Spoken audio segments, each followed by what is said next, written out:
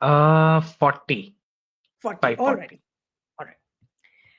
नमस्कार, स्वागत है आपका फेडरल देश में। मैं हूं नीलू व्यास। कल ये पता चला कि सुप्रीम कोर्ट में चुनाव आयोग ने ये कहा कि उनका जो डी ड्यूप्लीकेशन सॉफ्टवेयर था, जो उन्होंने बहुत फैनफेयर के साथ उन्होंने इंट्रोड्यूस किया था और ये कहा था कि जितने भी डुप्लीकेट वोटर्स हैं इस सॉफ्टवेयर की हम उनको हटा देंगे। और 100% उन्होंने कवरेज की थी सॉफ्टवेयर से।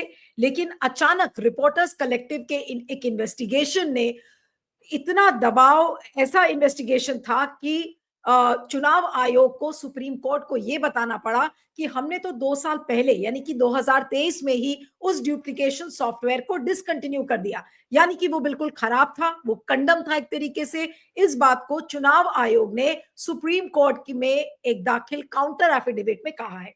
अब ये जो सॉफ्टवेयर वाली बात थी, ये जो इलेक्शन मैनुअल्स हैं, ये उसका हिस्सा था। लेकिन अचानक से रिपोर्टर्स कलेक्टिव के इन्वेस्टिगेशन के बाद जब ये बातें हियरिंग में आई, तो चुनाव आयोग ने 24 नवंबर को एक काउंटर एफिडेविट फाइल किया और उसमें कहा कि ये जो सॉफ्टवेयर था ये इतना खराब था कि हम उसका इस्तेमाल नहीं कर सकते थे।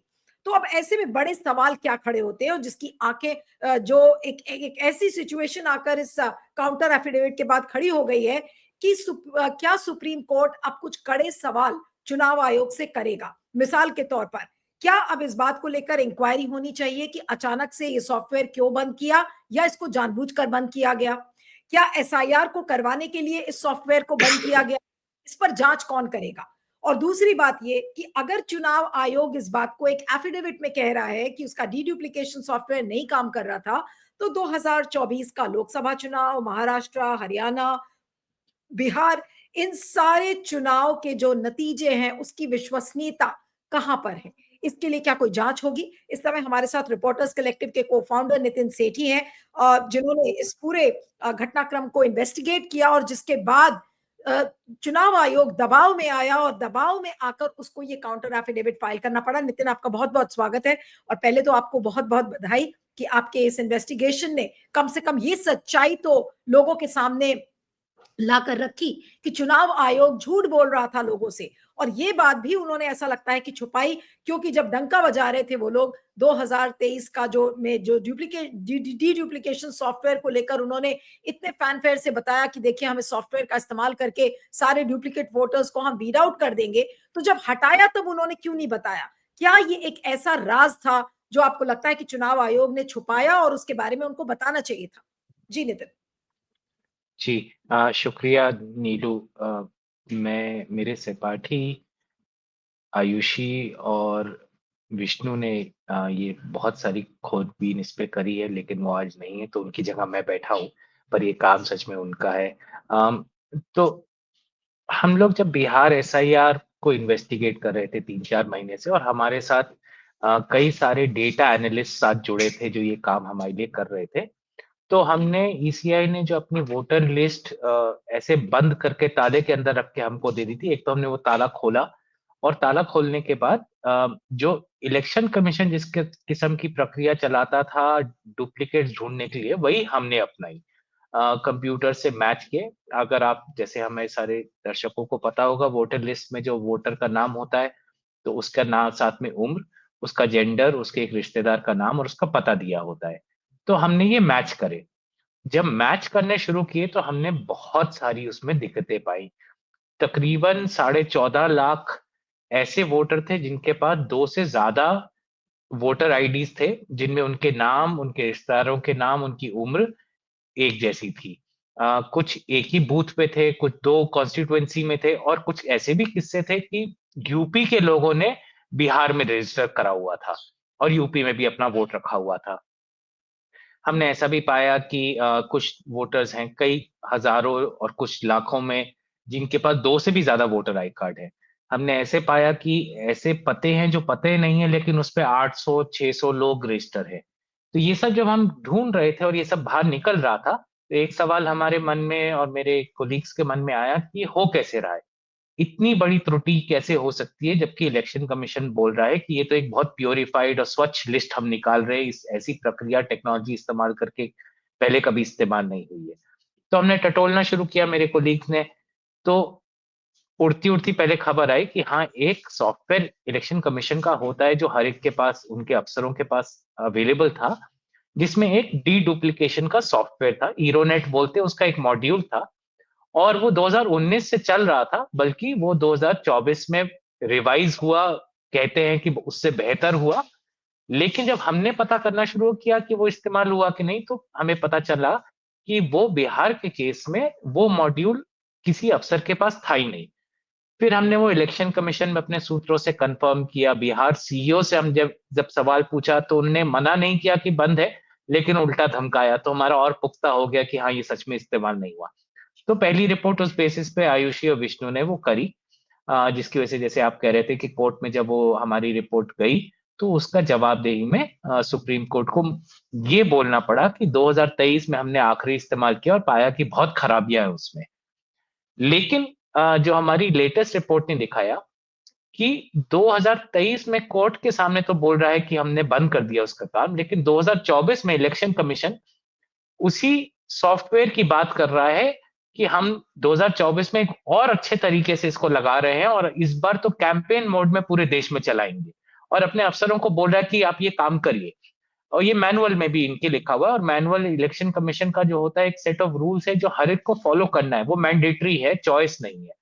तो रूल्स में आज भी वो लिखा हुआ है।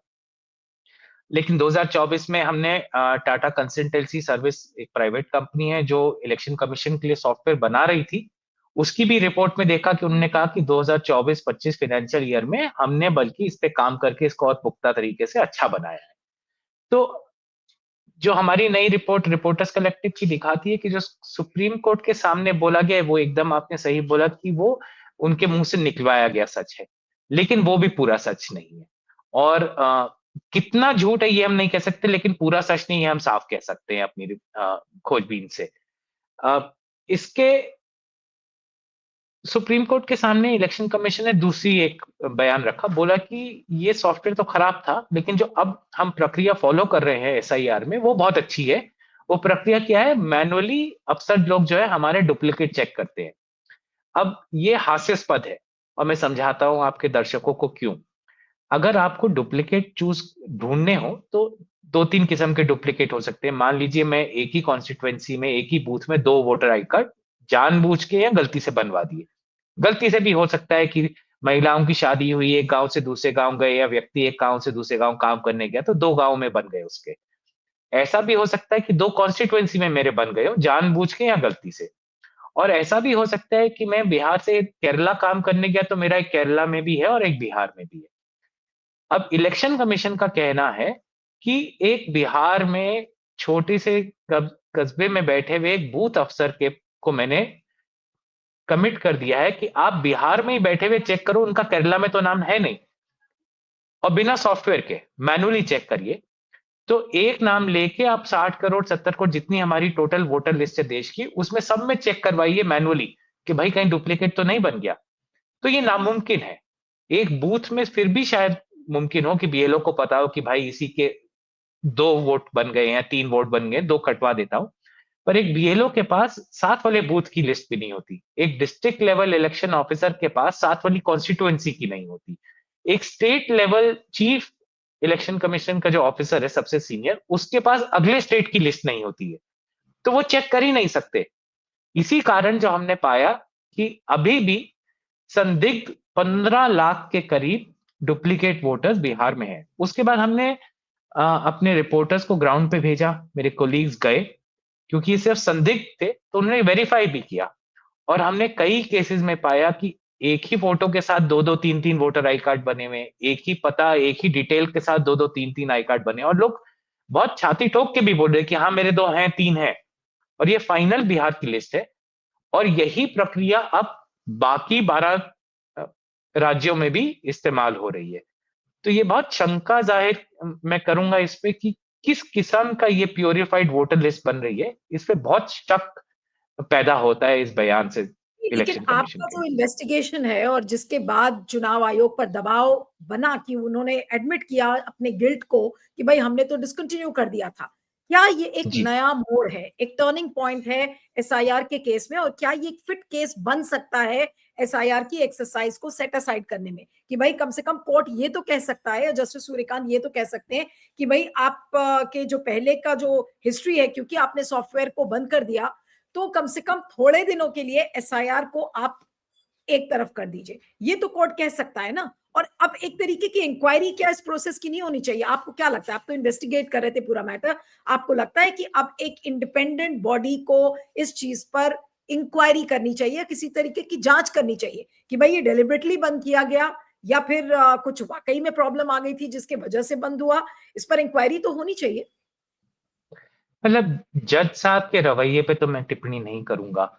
उम्मीद ज़रूर करनी चाहिए कि जितना एविडेंस बाहर आया है और यही नहीं और कई तथ्य बाहर आए हैं ये पिछले केसेस के हियरिंग में, उसके बेसिस पे शक तो बहुत पैदा होता है कि कॉम्पिटेंस इलेक्शन कमीशन की है कि नहीं। मैलिस तक ना भी जाए, हम कोई चोरी ना माने, इतना भी माने कि खराबी बहुत है, खामियाँ बहुत है और गड़बड़ बहुत हो रही है। इसका तो पुख्ता एविडेंस अब बाहर है। उस बेसिस पे कम से कम मैं सोचता हूँ कि एक जवाबदेही इलेक्शन कमीशन की बनती है। कई मुद्दों पे बनती है। एक कि आप अपने ही लिखित मैनुअल को क्यों फॉलो नहीं करते? आप कैसे रूल बदल देते हैं? आप कैसे वो प्यूरिफाइड या एकदम स्वच्छ कार्यक्रम चला रहे हैं जिसमें गंदगी बाहर आती ही जा रही है और आप उसको हटा नहीं पा रहे हैं। तो सवाल तो बहुत उठते हैं जिससे इलेक्शन कमीशन की मैं क्योंकि पत्रकार है तो हम लोग नेताओं की तरह नहीं बोलते। इतना बोलूँगा कि खामियाँ तो बहुत दिख रही है और दूसरा एक इलेक्शन कमीशन का रवैया है कि इन खामियों को नज़रअंदाज करें जब तक एकदम चेहरे पे थोप ना दी जाए और जवाबदेही कम से कम करें। और मुझे उनकी जवाबदेही पॉलिटिकल पार्टीज़ की तरफ मैं इतनी चिंता नहीं करता लेकिन सिटिज़न्स की तरफ क्योंकि वो एक तरीके से जो वोटर लिस्ट है वो हमारी प्रॉपर्टी है, हमारी उस पे हक है और इलेक्शन कमीशन सिर्फ उसका ख्याल रखने के लिए हमारा पब्लिक सर्वेंट है। लेकिन उसका रवैया एकदम उल्टा रहा है कि जैसे उसका मालिकाना हक है वोटर लिस्ट पे और सिटीज़न्स को कोई हक नहीं है जानने का कि उस वोटर लिस्ट के साथ क्या हो रहा है। इसके कई तरीके से इलेक्शन कमीशन ने हम लोगों को अ, वोटर लिस्ट को चेक करने से दूर रखा है। उसके बावजूद हम लोग कुछ चीज़ें कर पाए हैं। मुझे तो ये यही दर्शाता है कि अगर रिपोर्टर्स कलेक्टिव जैसी छोटी संस्था, जो लोगों के दान पे ही चलती है, अगर इतना काम कर सकती है, तो इलेक्शन कमीशन जिसके पास लाखों वॉलंटियर्स हैं, खुद ही जिसने बोला कि हमारे तो लाखों वॉलंटियर हैं। ऐसा कैसे मुमकिन है कि जो प्रक्रिया वो कहती है सबसे स्वच्छ है, वो इतनी गंदी निकल रही है? इसलिए आई एग्री विद यू नीलू कि कम से कम ये ज़रूरत तो है कि अभी पॉज़ करें, देखें कि एसआईआर में बिहार में जो हुआ क्या खामियाँ थी, क्यों थी और उसका एक पूरा ऑडिट चाहे वो खुद करें या बाहर से कराएँ, ऑडिट के रिज़ल्ट पब्लिक में डालें क्योंकि कॉन्फिडेंस बहुत ज़रूरी है इंडियन इलेक्शंस में हम लोगों का। अब बिल्कुल। इंडियन इलेक्शंस और हमारे वोटर जिस तरीके से पिछले 2 दशक में वोट दिए हैं, हमारे यहाँ अनलाइक यूएस सबसे गरीब आदमी सबसे ज़्यादा बाहर निकल के वोट डालता है, वो विश्वास के कारण डालता है। और जो इलेक्शन कमीशन ने हरकतें करी है, उससे वो विश्वास थोड़ा कम हुआ है और ये अब सिर्फ शक नहीं है, इसके एविडेंसेस हैं। लेकिन अब आपको क्या लग रहा है कि जो बड़े सवाल जो चुनाव की विश्वसनीयता है, चाहे वो लोकसभा का चुनाव हो, चाहे हरियाणा, महाराष्ट्र और बिहार का चुनाव हो, क्या कुछ ऐसी सटीक इंक्वायरी हो सकती है जिससे कि क्या चुनाव रद्द हो सकते हैं? क्या चुनाव उसको सेट असाइड किया जा सकता है उसका रिजल्ट? क्योंकि कई देशों में ऐसा हम लोगों ने देखा है कि अनकन्वेंशनल सी चीजें होती हैं जब लोग सड़क पर उतर जाते हैं, और फिर इस तरीके की मांग होती है जब इंस्टीट्यूशन की क्रेडिबिलिटी बिल्कुल घट जाती है। तो आज कुछ-कुछ चुनाव आयोग के साथ ऐसा ही कुछ लग रहा है। तो ऐसे में क्या होगा? क्या सुप्रीम कोर्ट इतना बोल्ड हो पाएगा, आपको लगता है कि वाक़ई में कुछ अनकन्वेंशनल सी चीज़ करे?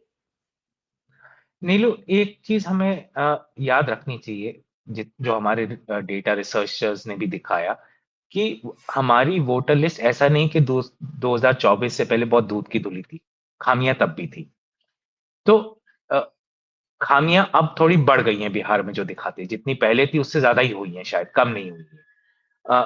इसलिए पिछले इलेक्शन सही हुए, गलत हुए, हमारे कानून और संविधान में क्या प्रावधान है उसके लिए, अगर वो आप जज साहब पे भी छोड़ें जबकि जिस तरह से जज साहब बेंच का रवैया रहा है इलेक्शन कमीशन की तरह, एक दूरी और एक सँभाल के चले हैं, कानून को कम फ़ॉलो किया है और प्रोसेसेस को सिर्फ़ ट्वीक करने का प्रयास है कि हल्का-सा पुचकार के बोलिए कि ये कर देख लीजिए अगर कर सकते हैं कि नहीं। वो थोड़ा मुझे तो कम से कम खौफ़जनक लगता है। लेकिन इतना ज़रूर है कि ये प्रक्रिया ट्रांसपेरेंट तरीके से होनी चाहिए। ये प्रक्रिया पॉज़ करने की बहुत ज़रूरत है, क्योंकि वोटर रोल साफ़ करने की बिल्कुल बहुत आवश्यकता है इस देश में। मैं ऐसा नहीं कह रहा कि नहीं होना चाहिए, बट किस तरीके से होना चाहिए, वो क्लैरिटी अगर देश में नहीं है, तो हमारे पूरे इलेक्टोरल प्रोसेस पे सवाल उठते हैं, जो कि अच्छी चीज़ नहीं है और मुझे कोई फ़र्क नहीं पड़ता कि कौन पार्टी लेकिन जीत रही है लेकिन या हार रही आपकी है। टीम को नितिन आपकी टीम को भी क्या कहीं पर ऐसा लगा जैसा कि बीएलओज़ की कई वीडियोज़ में सामने आया कि एसआईआर के प्रोसेस के दौरान जितने भी बैकवर्ड्स हैं, ओबीसीज़ हैं, एससी-एसटीज़ हैं, उनके वोट काटे जा रहे हैं, माइनॉरिटीज़ के वोट काटे जा रहे हैं। तो क्या आप लोगों को भी इन्वेस्टिगेशन के दौरान ऐसा लगा कि एसआईआर की एक्सरसाइज़ में कुछ ऐसा ही होता हुआ नज़र आ रहा है?